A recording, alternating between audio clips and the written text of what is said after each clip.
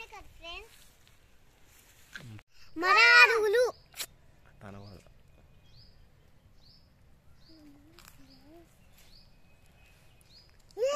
ఒకలాగా ఉంది.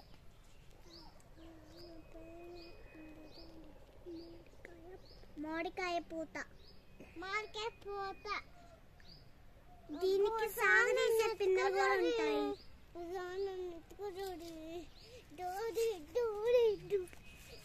ఇక్కడ ఒక పిల్ల ఏడిపిస్తుంది. హాయ్ ఫ్రెండ్స్, ఈరోజు మరి మామిడి తోటలోకి వచ్చామండి. కాయలు ఒకసారి చూద్దామని. ఒకసారి చూడండి ఎలా ఉన్నాయో. చాలా బాగా కాసినాయి ఫ్రెండ్స్. కిందే మరి అంచమ్మటే కాయడం జరిగింది మామిడికాయలు. అవి ఒకసారి మనం ఎలా ఉన్నాయో ఒకసారి చూద్దాం.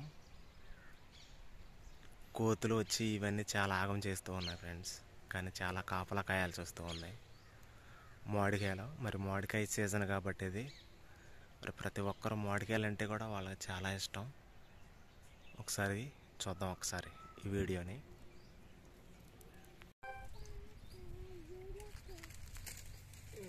ఉన్నాయి తీసుకెళ్తానే.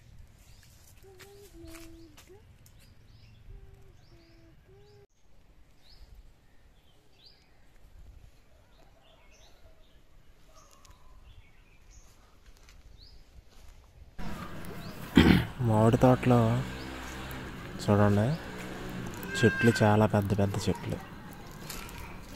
చెట్టుకి మరి కింద కూడా నీళ్లు బాగా పెట్టడం జరుగుతుంది. పైన చూస్తే అంతగా ఏం తక్కువగా ఉంది కాపు, కానీ కింద అంచులు కిందగా కాసే మాత్రం బాగున్నాయి ఫ్రెండ్స్. అంచమ్మ దొండకాయలు బాగున్నాయి. అది కూడా కొమ్మలు ఉంగిపోయినాయి, దిగిపోయినాయి కిందకి. నేను కింద పడిన కాయల కోసమని ఒకసారికి వెళ్ళాను. కలర్ కాయలు కింద పడిన కాయలు తీస్తున్నాను అన్నమాట.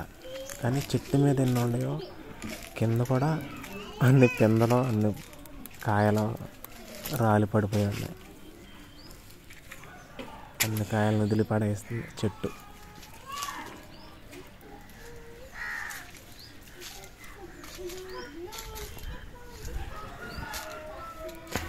కానీ మామిడికాయ సీజన్లోనే మామిడికాయలు మంచి గిరాకీ ఎక్కువ ఉంటుంది. ముందుగా కాసినటువంటి వాటికి ఎక్కువ గిరాకీ ఉంటుంది. మంచి మే నెల ఎండల సీజన్లోనైతే దాని గిరాకీ తగ్గిపోతుంది. ఫస్ట్ టైం మార్చి ఏప్రిల్ టైంలో కాయల యొక్క రేటు కూడా బాగుంటుంది. టన్ను వచ్చేసి 1,00,000 రూపాయల దాకా కూడా పలిగిద్ది. 1,00,000 పైనే పలకొచ్చు, అంత గిరాకీ ఉంటుంది.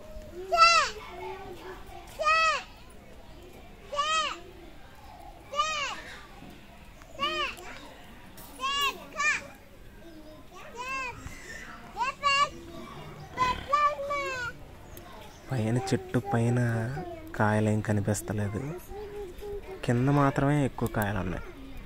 చూడండి, కిందే కాయలు ఎక్కువ ఉన్నాయి. కొమ్మలు కింద కొమ్మలే బాగా కాసినాయి కాయ.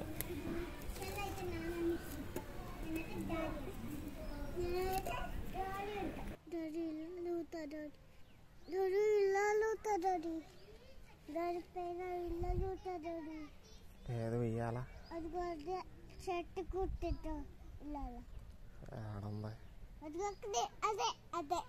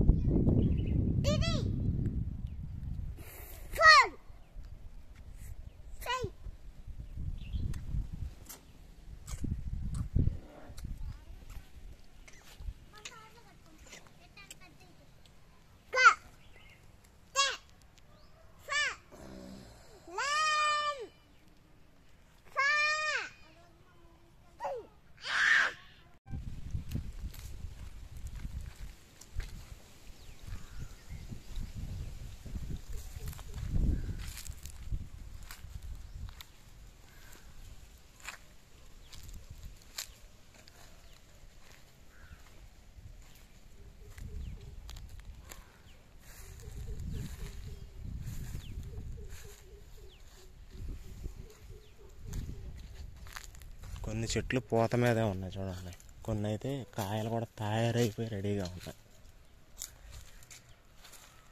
ఇది చూడండి పూత, ఇదైతే ఎగిరేస్తుంది. ఆ చెట్టు చూడండి పూత పింద మీద రెడీగా ఉంది కాయలు.